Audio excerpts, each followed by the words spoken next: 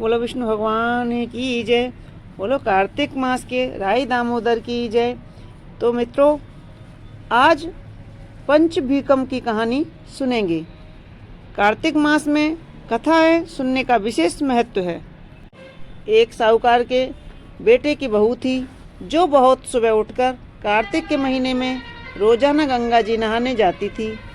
पराये पुरुष का मुंह नहीं देखती थी। एक राजा का लड़का था। जब भी रोजाना गंगा नहाने जाता और सोचता कि मैं इतनी सुबह नहाने आता हूँ तो भी मेरे से पहले कौन नहा लेता है। 5 दिन कार्तिक के रह गए। उस दिन साहूकार की बहू तो नहाकर जा रही थी। राजा का बेटा आ रहा था। खुटका सुनकर वह जल्दी जल्दी जाने लगी तो उसकी माला मोचड़ी टूट गई। राजा आया। उसने सोचा, माला मोचड़ी इतनी सुंदर है तो इसे पहनने वाली कितनी सुंदर होगी।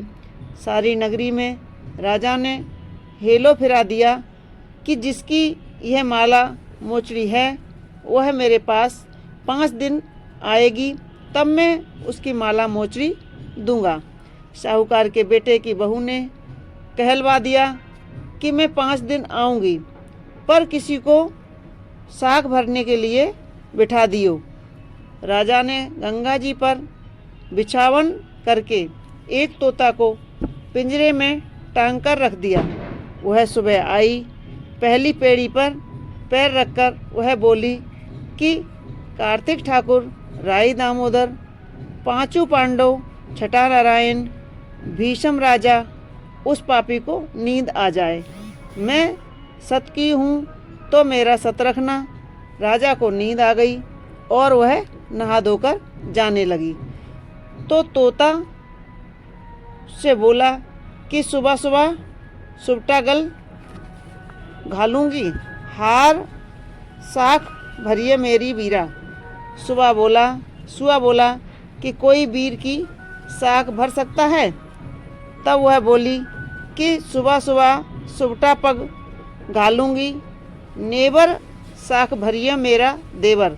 सुबह ने कहा, अच्छा भाभी, मैं साख भरूंगा। वह तो कहकर चली गई। राजा हड़बड़ा कर उठा। सुबह से पूछने लगा कि सुबह वह आई थी, कैसी थी। सुबह बोला, आवाज़ की सी बिजली, होली की सी झाल, केला की सी कामिनी, गुलाब का सा रंग। राजा ने सोचा कि कल मैं अपनी उंगली चीर के बैठ जाऊंगा तो मुझे नींद नहीं आएगी। दूसरे दिन राजा उंगली चीर कर बैठ गया। वह आई। उसने वैसे ही प्रार्थना करी। बस राजा को नींद आ गई और नहा के जाने लगी। तो सुआ ने साग भर दी। राजा ने उठते ही सुबह से पूछा कि, तो सुबह ने कल के जैसे ही जवाब दे दिया। उसने सोचा, कल तो मैं अपनी आँख में मिर्च डालकर जाऊंगा। तीसरे दिन राजा आँख में मिर्च डालकर बैठ गया। सारी रात हाय हाय करके बिताई। वह आई।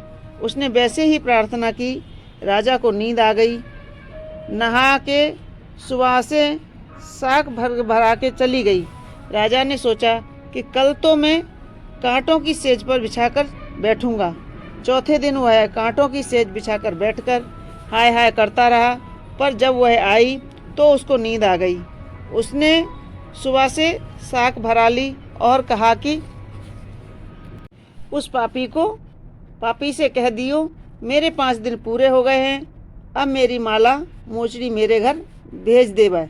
राजा ने उठते ही सुबह से पूछा कि वह आई थी क्या। सुबह बोला, आई थी, अपनी माला मोचड़ी मंगाई है। थोड़े दिन बाद राजा के कोढ़ निकल आया। त्राहि त्राहि पुकारने लगा। ब्राह्मण को बुलाकर पूछा कि सारे शरीर में जलन कैसे लग गई है। ब्राह्मण बोला कि कोई पतिव्रता स्त्री का पाप धरा है जिससे लगी है। राजा ने पूछा कि अब कैसे ठीक होगा। ब्राह्मण बोला कि तुम उसको धर्म की बहन बनाओ और उसके नहाए हुए जल से नहाओगे तो तुम्हारा जलन ठीक हो जाएगा और कोढ़ भी ठीक हो जाएगा।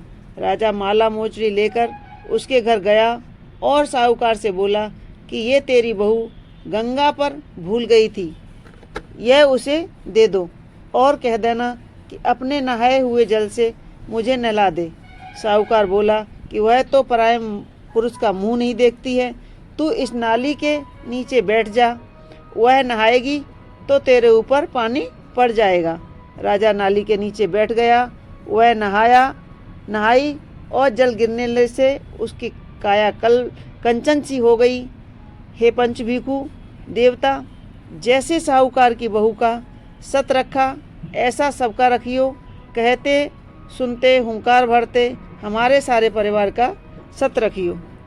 बोलो विष्णु भगवान की जय। हे कार्तिक मास के राई दामोदर, सबकी लाज रखना, सबको सुख समृद्धि देना, सबकी धन दान बढ़ाना। तो मित्रों, यह थी कार्तिक मास की पंच भिखु की कहानी। आगे की कहानियाँ भी हम आपको इसी तरह सुनाते रहेंगे। तो हमारा वीडियो आपको कैसा लगा हमें कमेंट्स बॉक्स में ज़रूर लिखें और हमारे वीडियो को लाइक करें, शेयर करें और सब्सक्राइब अवश्य करें। धन्यवाद।